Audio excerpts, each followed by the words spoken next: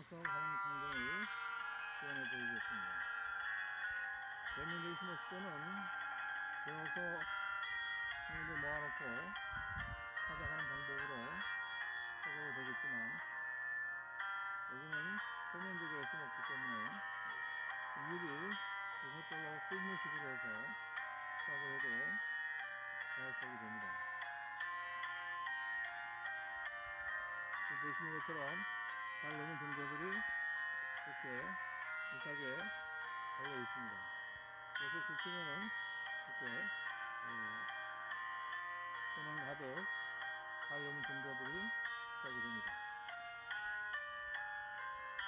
이쪽도 한번 훑어보겠습니다.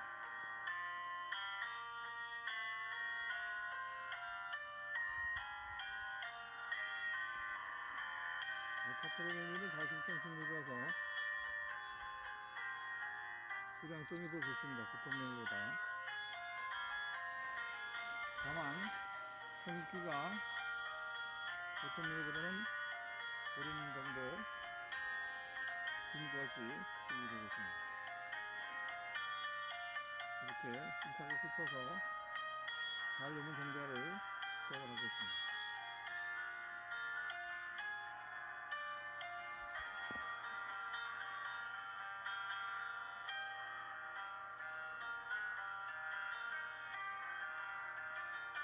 손이 잘 돼서 이 포장이 길이가 1m가 넘습니다. 1m 30에서 50cm 정도 되겠습니다. 그리고 이렇게 이삭이 잘 달린 줄기를 꺾어서 한 대 모으면 마른 꽃처럼 사진을 담아 관상용으로 이겨도 좋습니다.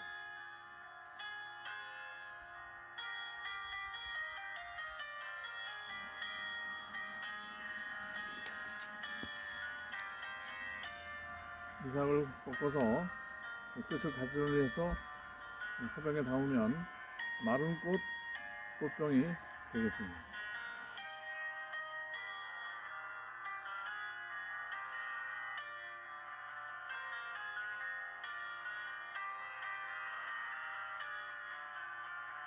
오늘 메밀과학에서는 보통 메밀의 발화 메밀에 대해서 소개해 드리겠습니다. 보통 메밀 종자를 물에 침적해서 이틀 정도 발화시키면서 발화 기간에 따른 몇 가지 특성을 살펴보도록 하겠습니다. 발화 기간에 따른 발화된 종자의 모습입니다. 사용한 메밀은 보통 메밀이고요. 사진에서 BW는 버크위트 메밀의 약자입니다. H는 시간을 나타냅니다. 0H는 물에 담갔다가 꺼낸 직후의 모습이 되고요.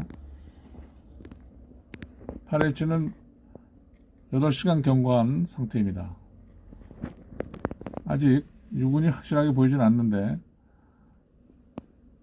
16시간이 지나면 쪽 끝에 이렇게 하얗게 유분이 보입니다. 24시간이 지나면 대부분 이렇게 뿌리가 신장된 걸 볼 수가 있고요. 36시간은 더 많이 신장했습니다. 그리고 이틀이 지나게 되면 이렇게 뿌리가 더 길게 신장한 것을 알 수가 있습니다. 발화메밀의 주요 영양소를 비교해 보면 발화 8시간 후부터 발화 48시간 후까지 단백질, 지질, 해분, 탄수화물, 환원당에 조금씩 차이가 있음을 알 수가 있습니다. 그 중에서 단백질과 지질 함량은 발화 48시간 후에 가장 높았습니다. 이것은 효소작용으로 단백질 가수분의 영양이 추월한 데 기인하는 것을 보이며, 탄수화물은 반대로 발화 8시간 후에 가장 높았습니다. 환원당은 발화 44시간 후 함량이 가장 높았는데요. 이것은 발화 중 아밀라제가 활성화되면서 전분이 가수분해된 데 기인하는 것으로 추정됩니다. 이것은 발화메밀의 아미노산 조소입니다. 아미노산은 필수 아미노산과 비필수 아미노산으로 구분되는데요. 발화 메밀의 경우 필수 아미노산은 발화 48시간 후 35%로 가장 많았습니다. 그 중에서 라이신은 발화 48시간 후에, 그리고 히스티딘과 바알린, 메티오닌은 발화 24시간 후에, 그리고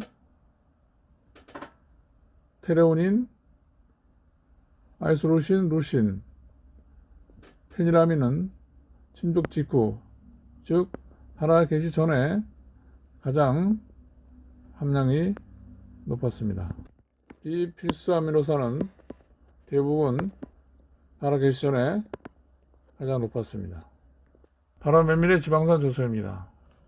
발화 메밀 중 가장 많은 지방산은 리놀린산으로서 발화 24시간 후 전체 지방산 중 37.5%였고 발화 48시간 후에는 40%였습니다. 발화 중 불포화 지방산은 변화가 없었고 포화 지방산은 감소되었습니다. 발화 48시간 후 모노 불포화 지방산은 41.9%에서 37.9%로 감소했고, 반면에 폴리 불포화 지방산은 38.5%에서 42%로 증가하는 특성을 보였습니다. 발화 메밀의 효소 활성입니다.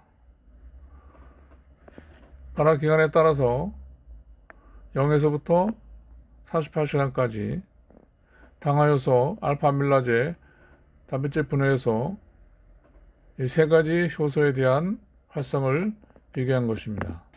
당화효소 즉 디아스타제와 알파밀라제는 발화 후 점진적으로 증가해서 발화 48시간 후에는 디아스타제 0.101, 알파밀라제 0.075 유닛을 나타내는데 발화 기간이 길수록 전분 함량이 감소하고 당 함량은 증가하는 것을 알 수 있습니다.